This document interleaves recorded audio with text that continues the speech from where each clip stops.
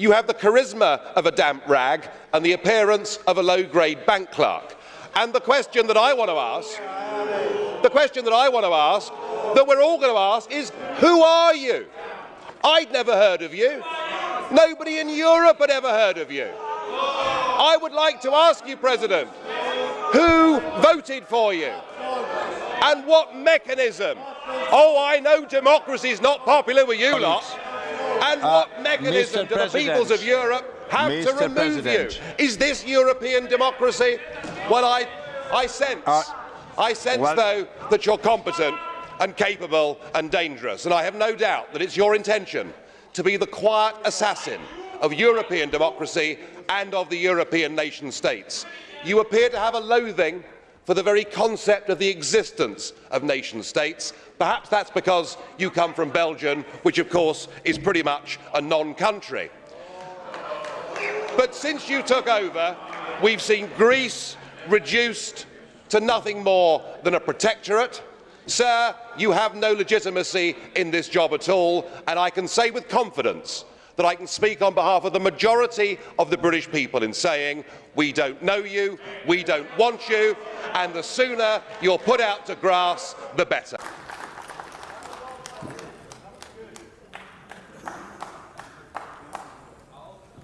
That's the last time you are applauding here.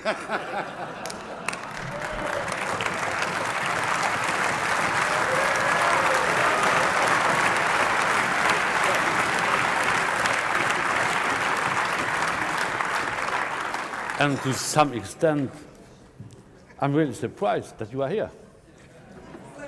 You are fighting for the exit.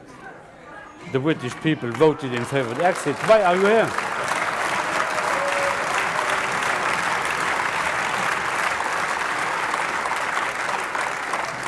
Isn't it funny? You know, when I came here 17 years ago, and I said that I wanted to lead a campaign to get Britain to leave the European Union, you all laughed at me. Well, I have to say, you're not laughing now, are you? And the reason you're so upset, the reason you're so angry, has been perfectly clear from all the angry exchanges this morning. You, as a political project, are in denial. You're in denial that your currency is failing. You're in denial. Well, just look at the Mediterranean. No. As a policy to impose poverty on Greece and the rest of the Mediterranean, you've done very well. And you're in denial over Mrs. Merkel's call last year for as many people as possible to cross the Mediterranean into the European Union has led to massive divisions between countries and within countries. But the biggest problem you've got, and the main reason the United Kingdom voted the way that it did, is you have, by stealth, by deception, without ever telling the truth to the British or the rest of the peoples of Europe, you have imposed upon them a political union. Now, I know that virtually none of you have ever done a proper job in your lives, or worked in business, or worked in trade, or indeed ever created a job. But listen, just listen.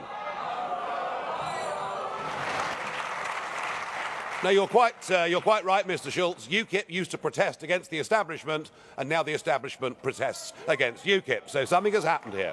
Let us listen to some simple, pragmatic economics.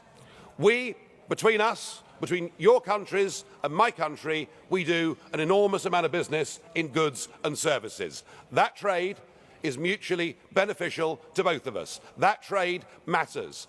If you were to decide to cut off your noses, to spite your faces, and to reject any idea of a sensible trade deal, the consequences would be far worse for you than it would be for us.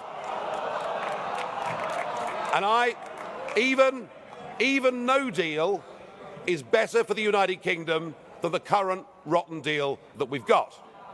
I'm in no doubt that this withdrawal agreement is a good deal.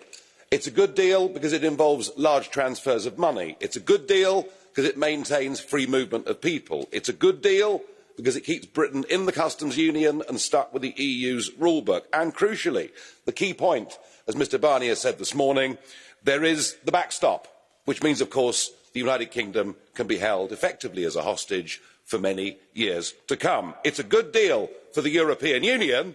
For the UK, I think it's probably the worst deal in history. Mr Barnier, you say this is the only possible deal, but this deal isn't going to be accepted. So perhaps we all need to grow up and recognise that there is a strong chance now of the UK leaving on March the 29th with a WTO no deal. We need a negotiated deal to deal with sensible border issues. I wonder, Mr Barnier, are you prepared for that? Because you seem this morning to assume that the British Parliament is going to ratify this.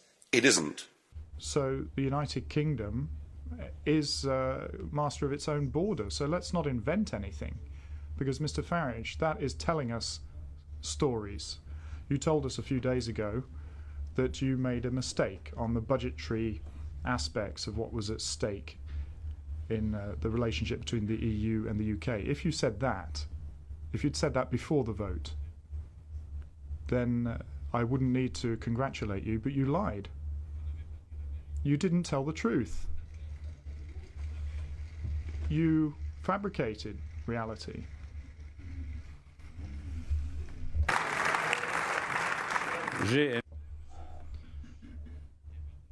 I enjoy debating with you, sparring with you, Mr Farage. I think we share a similar sense of humour. You used to have a sense of humour, I still do, I think, but I find it regrettable that this is going to be the last occasion that we'll be able to debate because you won't be coming back. Belgium is not a nation. It's an artificial creation. I know the Brits did it. Maybe once again we can be blamed. But the truth is there are two parts of Belgium. They speak different languages. They dislike each other intensely. There's no national TV station. There's no national newspaper. Belgium is not a nation, and maybe that's why you're happy to sign up to a higher European level. Well, if Belgium wants it, that's fine, but I can assure you, and you can scream and shout all you like, just look at the election result. You're losing, folks. You're losing. Brexit is the first brick out of the wall. You've learnt none of the lessons. The days of this project are over. We want to live in nation states, not false artificial creations. Thank you, everybody. Have a lovely time. Oh, enjoy the European elections next year. They're going to be great fun.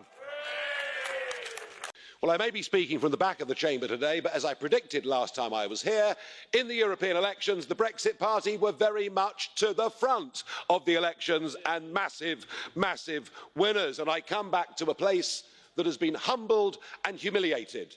The European Council stitch-up has rendered this place impotent until today, when you've got some real power if you choose to use it. What you've seen from Ursula von der Leyen today is an attempt for the European Union to take control of every single aspect of our lives. She wants to build a centralised, undemocratic, updated form of communism that will render nation-state parliaments, where the state controls everything, where nation-state parliaments will cease to have any relevance at all. I have to say, from our perspective, in some ways, I'm really rather pleased, because you've just made Brexit a lot more popular in the United Kingdom. Thank God we're leaving.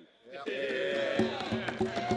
But it is in the aspect of defence that I think people's minds should be focused. She's a fanatic for building a European army, but she's not alone. When it's completed, NATO will cease to exist or have any relevance in Europe at all. And of course, not to be left out of this, French President Emmanuel Macron, on Bastille Day last Sunday, stood at the front of an open-top car with his nascent European defence force behind him, looking for all the world like an updated version of Napoleon. Be in no doubt, 5 years of these people, the European Defence Union will be complete. And what is there for defence can also be used for attack. And you as a House will have no control over it. Vote against this nominee, strike a blow for democracy, strike a blow for your citizens. Grazie, do it today. onorevole Farage.